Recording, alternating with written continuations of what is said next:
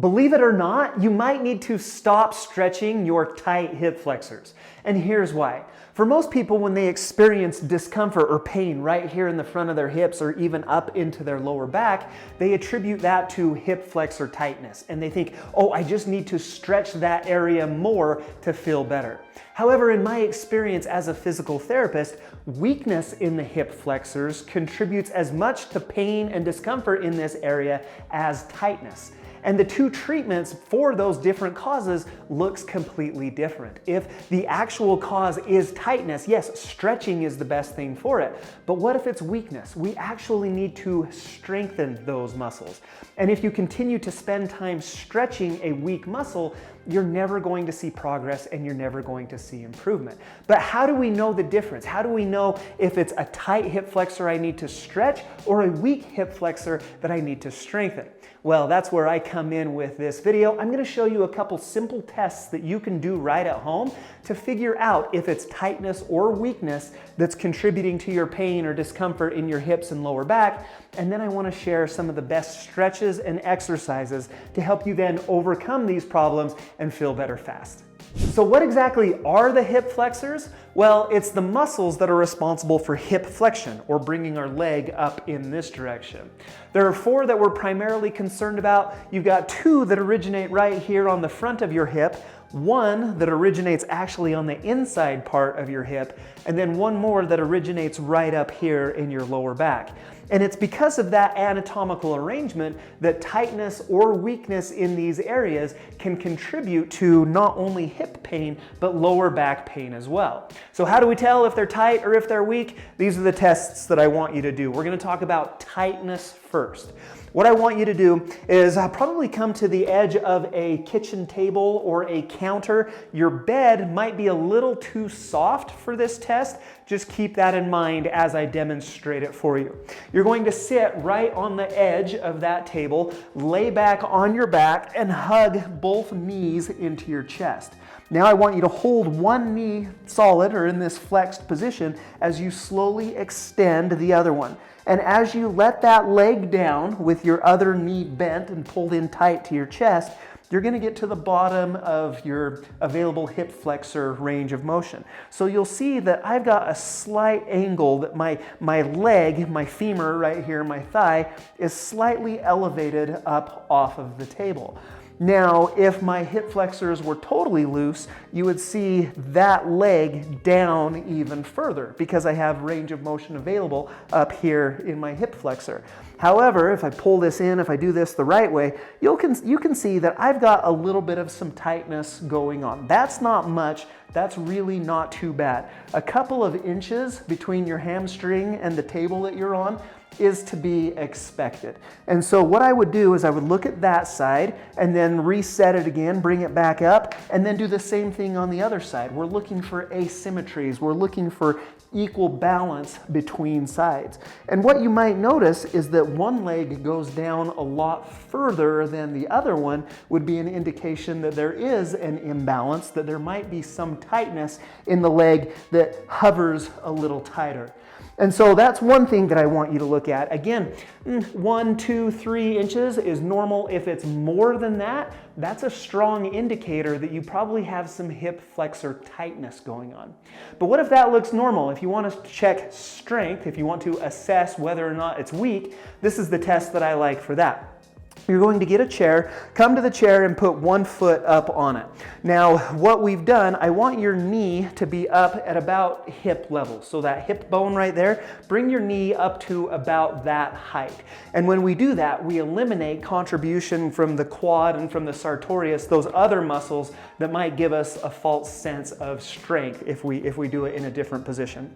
From right here, what I want you to do, well, there's a couple things you can do. You can lift your heel up off of the chair as high as you can go and repeat that about 10 times and kind of get a feel like maybe you're not able to do that 10 times. That would be a strong indicator of weakness. Or if you get to like 7 or 8 and you're like, wow, that is really on fire right up here in this hip flexor, that's an indication that there might be some weakness going on.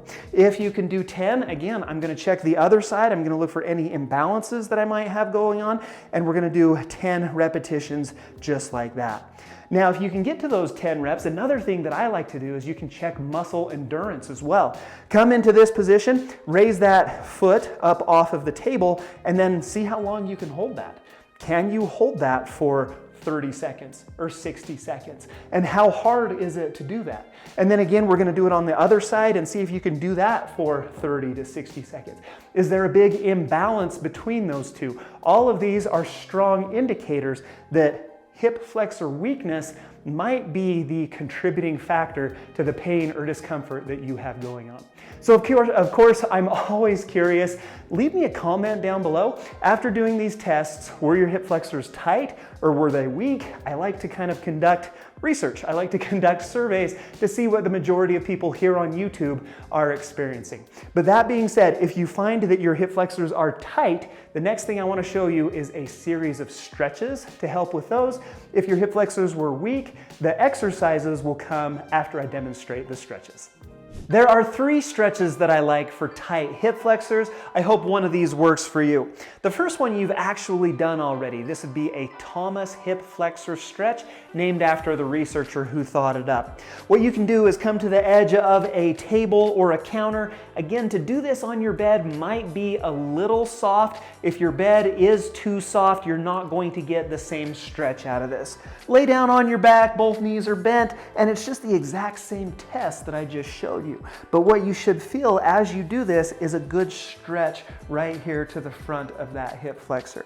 You can even enhance this further by trying to push down, so activate your glutes and try to push your knee down, and that's going to enhance that stretch right there in the front. Now, alternatively, there's another option to perform this if you come right to the edge of your bed so that that one leg can hang off the edge, and then we can get into this position again. Some people find that a little more comfortable, a little more convenient to get into, so you might explore both options and see what works for you. And what I would recommend there is hold that for about 20 seconds and then try to repeat that 3 times. Now, if you don't have somewhere where you can do that easily, I've got some more stretches to show you. This next one is going to be a prone hip flexor stretch. You're going to need a belt or a towel or a sheet works well, a dog leash. This is a stretch out strap. It's this webbing. It's got some loops on it. I'll go ahead and link this down below because this is a convenient thing to have. I'm going to stick my foot right in one of those loops right there, and then I'm going to lay down on my stomach. So I'm in this position right here. Now with my hip kind of locked into this neutral position, I can't bring my knee forward at all, I'm going to use my strap to pull until I get a good stretch just like that. Now, if your hip flexors are tight, this is going to be a good stretch. Now, if you feel this in your quad, that's where I primarily feel it. It's through my quad muscle more than my hip flexor. What you can do is grab a pillow and put that down underneath your knee. And so now all of a sudden in this position, my knee is higher than my hip, so I'm in this extended position where my hip flexor is on a greater stretch. Now if I get into that position, and if I pull on this strap, all of a sudden that's actually a really good stretch for me right here in the front of my hip and up into my hip flexor. I even feel that pulling a little bit in my lower back. You want to take it to a range where it's nice and comfortable. You're going to hold that for 20 seconds, and then I would repeat that one 3 times. Now, my personal go-to stretch is going to be the tall kneeling hip flexor stretch. And so I'm going to come into this position, kneeling on both knees. I'm going to bring one leg out in front, and then I'm going to lunge forward. I'm going to push my weight onto this front foot. The primary thing that I see people get wrong with this is this big arch in your lower back. So keep in mind, one of the anchor points for one of those muscles is up here in my lower back. I want to increase the distance between the front of my hip and my lower back. So how do we do that? Well, come out of the stretch. I want you to unround your back, so rock your pelvis backwards. I want you to flex your glute, so nice strong contraction there, and then hold that position as you lunge forward. And if I do that, oh man, that really just takes that next level. That I can't go nearly as far, because that hip flexor all of a sudden becomes the limiting factor. And so if I let go of that contraction, if I round my back, I can get all the way up to here and I feel very little stretch. Come out of that, contract the glute, hold that neutral pelvis position, and then come forward, and you're really gonna feel that enhanced right there in the front of the hip, right on those hip flexor muscles. 3 times 20 seconds is a great number to shoot for. Now, if your hip was weak, I've got those strengthening exercises coming up right now. If you found that your hip flexors are weak, here are 3 great exercises that I would recommend for you. The first one's going to be a straight leg raise. You're going to lay down on your back with one leg bent and the other leg extended out straight. Fire this quad muscle right here on the top so your thigh is nice and tight, your knee is locked out, and then we're going to use the hip flexors right here to raise my foot up off of the table, raise my leg up off of the floor, whatever it is that you're on, and then slowly return right back down to that starting position. In this position with the knee extended, we do have some quad contribution to that hip flexor motion, but you should feel that right here in the front of the hip. Typically about 15 to 20 reps is a great number to shoot for. Just make sure you keep them slow and in control, and we would do those on both sides. Now the next level to this would be to progress to more of a seated position. And so you can either do this in a chair. I like to do it on a surface that's slightly elevated so that my knee can go through a little bit more range of motion. So in this position, all I'm going to do is start with the knee down here and then pull the knee up higher than my hip and then return right back down. And so up and down. With the quad not locked out, with the knee bent, we get a little more contribution from some of those deeper hip flexor muscles. Most people, this is pretty easy. What I like to do is take a resistance loop. So I've just got a big resistance band right here. I'm gonna step on the middle of it. I'm gonna loop the other side around one foot.